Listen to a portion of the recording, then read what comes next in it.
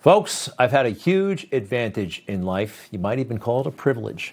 Privilege to be the son of my mother, Veronica, and my father, Ray, Raymond Kelly. There he is in the middle with my brother, Jim, on the right, and I'm on the left with the kind of anxious face for some reason.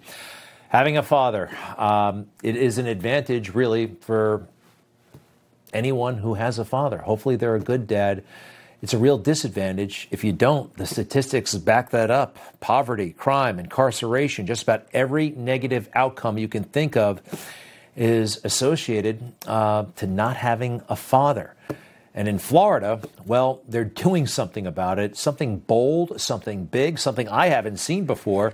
They just passed the Responsible Fatherhood Initiative. It's a provision of the Child Welfare Bill 7065. And here's what it does. It puts serious money, tens of millions of dollars behind such programs as assisting fathers in finding employment, managing child support obligations, transitioning from a period of incarceration, and so on. With fathers, the intended recipients and beneficiaries, and ultimately the children. It's fantastic. It's new. It's bold. And we have, our next two guests we should thank them. They had a key role in this. Representative Chris Sprowls, he is the Speaker of the Florida House. Welcome, Mr. Speaker. And Jack Brewer, retired NFL football player, entrepreneur, CEO of the Brewer Group. Welcome, gentlemen. And first to you, Jack. I mean, this is a problem we all know about. You know, absentee fathers, AWOL fathers. It happens all too often. And nobody seems to do anything about it. And this is changing that in a big way. Welcome. It is so glad to be on the show, Greg, and to be, joining my new dear friend, Speaker Sprowls. And I tell you what, you're right. When you look at equity and equality and all the buzzwords that you hear out there from many on the left, it starts and it ends with fatherhood. And all those numbers that you see, those incarceration numbers are real. When I go into the prisons, usually on a weekly or biweekly basis, I see these guys that are fatherless. And we look at our education system, you see, we talk about public schools, private schools, and inequalities. Those all point back to fatherlessness. Even sex trafficking and our little girls that are being abused and misused. That doesn't happen as often if there's a hard-handed father in the house looking over the children. And so this bill really has set the precedent and hopefully will be adapted across the nation. But, right in Florida, where I'm a proud resident and I work with these kids each and every day, I can tell you that this is a crisis. This is the civil rights issue of our time.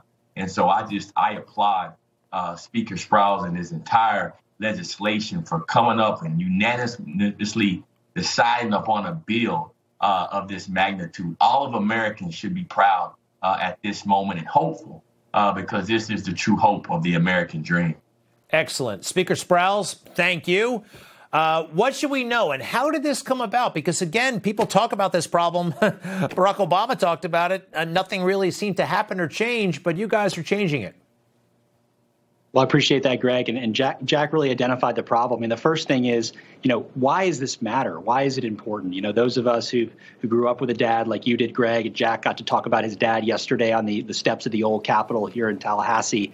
But what we know is that a child who doesn't have a father is more likely to be incarcerated. They're more likely to be depressed, commit suicide, abuse drugs, live in poverty. Really, every significant social ill you can think of can start with an absent father. So what can we do about it and change all that other than just talking about the problem, like you said, Greg? And what we did in this fatherlessness initiative is invested $70 million in grants for community programs that are specifically reaching out to dads to connect them with their children's lives. Some of those dads are going to be dads who are coming out of prison. Others are just ones who are disconnected or who don't have the tools and know how to be a dad. These organizations meet them. They help them find a job, take care of their childhood obligations of child support, but also to pour into their children.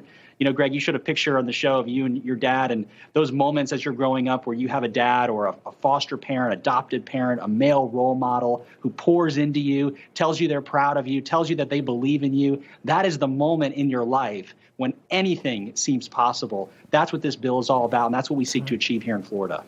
We're seeing you, by the way, Mr. Speaker, with your dad. It looks like he might be a law enforcement officer. Tell us about him if you could. Yeah, my dad, Joe, he's a retired New York City police officer, served as a homicide detective in the South Bronx. So I got to grow up on the way to school, grow up on cop stories, which certainly influenced me. And I think because of those stories on the way to school, Greg, I became a gang and homicide prosecutor here in Florida. It led to me going to the legislature, fighting for justice, fighting for the rule of law. My dad had an amazingly effect on me, but I can tell you that there was this moment, I was about 15 or 16 years old, where my dad said, I honestly believe that you can do anything that you set your mind to because I've seen you do these things, and you've done them better than I did when I was your age. And I remembered in that moment that I felt like Superman. But I also realize as I've grown older and have 2 young boys of my own that not every child has that opportunity. This bill seeks to find them a mentor, connect them with their dad or foster parent to make sure that they have that same moment that I did that really opened up all the doors and all the possibilities. That's awesome. I know what you mean about those cop stories. They're awesome. Speaker Sprowls, thank you. We're going to say goodnight to you. We appreciate it so much. Jack, if you don't mind, stick around. We'd like to talk to you about the Super Bowl and a couple of other things. And we also want to know about your dad as well. So we'll see Jack in a moment. Best to you, Mr. Speaker, and we'll be right back.